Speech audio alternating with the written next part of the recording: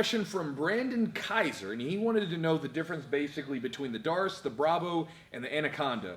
The Brabo is more of a gi choke. The Darce and Anaconda, you can do those either or, but I'll do them in the no gi. So I'm going to go through and show you kind of what they are and maybe a common position that you could set them up from and how to finish them. As always, this is my lovely assistant, Mr. Adam Wilson, who's an expert at truss catching. I still got it. So we didn't just mop up. This is just the sweat from class today, which I love it. We're going to start with the Anaconda Choke, and then we'll talk about setting this up and then going into it. So a really common position that you set up for the Anaconda would be from like a front headlock position when you sprawled out. I'm going to be easy on Adam right now. We just got done with a 2-hour class. I'm going to be nice to him. But basically, the way that I like to set this up, I've got kind of short arms. So these aren't the easiest positions for me to like set up because it's just not that easy. So I've got short arms and they're thick. So the first thing I have to do is I like to pinch the elbow off and get the elbow off the ground, and it makes it a lot easier for me to sort of roll him over first. So from here, come back down. I take this hand on the outside, palm up, hand coming in from the neck, palm down, and get a gable grip. I'll pinch, and then from here we do that gator roll where we shoot through, roll underneath here. Now at this point, I'll slide through and grab my bicep.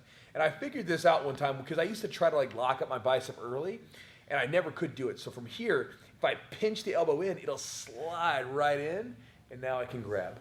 Now at this point, I'm cutting off the carotid with my bicep, and then my arm, as it's here, is gonna be putting some pressure. And then as I walk into him, it's gonna crunch his neck forward, and again, add more pressure to it and help us get the finish. So now we can begin to walk towards him. Sometimes you'll see guys throw the leg over top, and we flex and squeeze and get the tap, okay? One more time on that one. So again, we're in a front headlock position, hand on the outside, palm up, hand on the inside, palm down. Very good, strong position. I'm pinching the elbow up. Now I'm gonna shoot the leg through, shoot my head underneath, roll and walk to the side, bang. Grab the bicep, and then from there we'll begin to walk, crunch, and squeeze, okay? And again, when we're squeezing, we're literally bringing all of this in as we're crunching into them.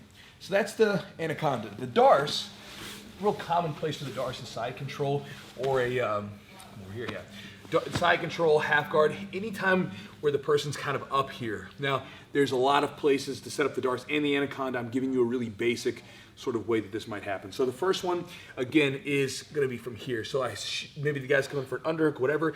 I punch this arm through. Now again, I've got short arms, so it's not the easiest thing for me to just shoot through. So the first thing I do is I always first grab a hold and get the back of the neck first, right?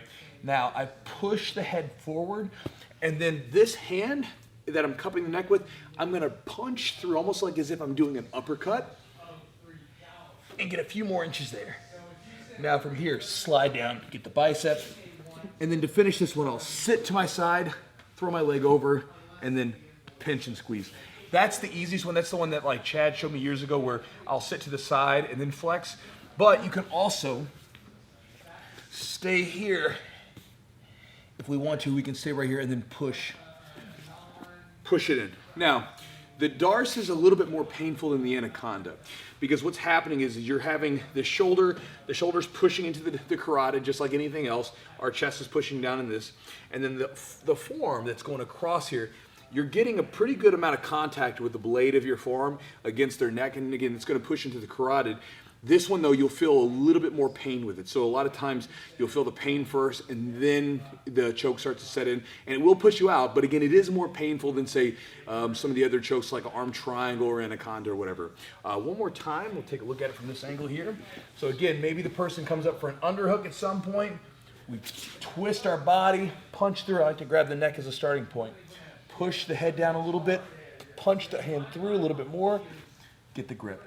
Now from here, I can stay here and squeeze. And again, I'm gonna push my chest into his arm and shoulder right there. That works. Or you can switch your hips here. I like to throw the leg over or flex here and finish. And I've even seen Chad, who has really long legs.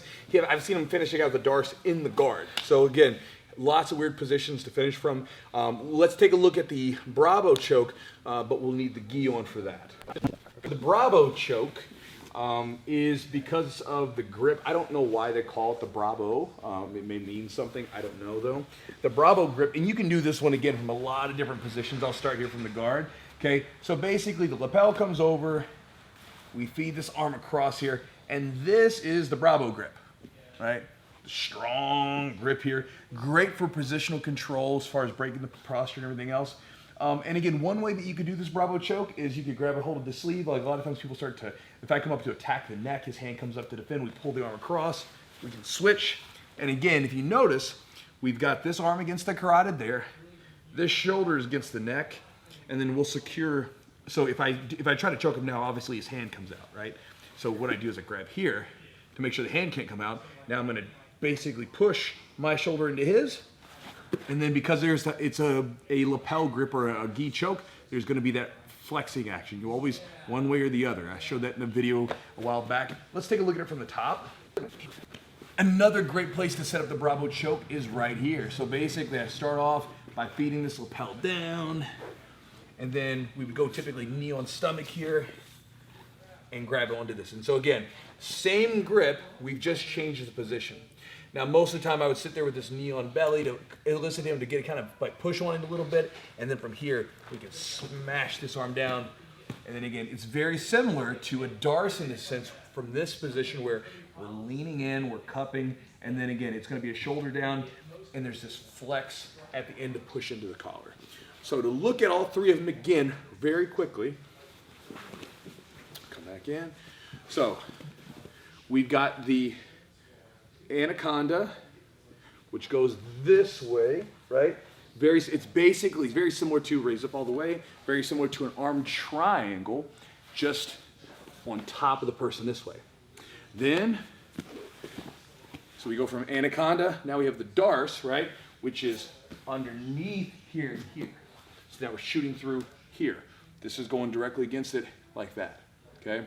And then the last one is a Brabo, where we string that across, and then we can use this instead of using the arms and locking. So those are the three that you asked about, Brandon, and that's what they look like.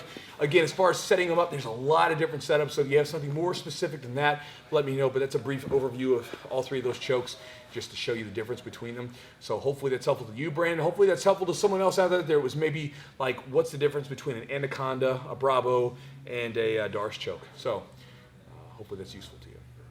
I'm finished. Adam? Adam.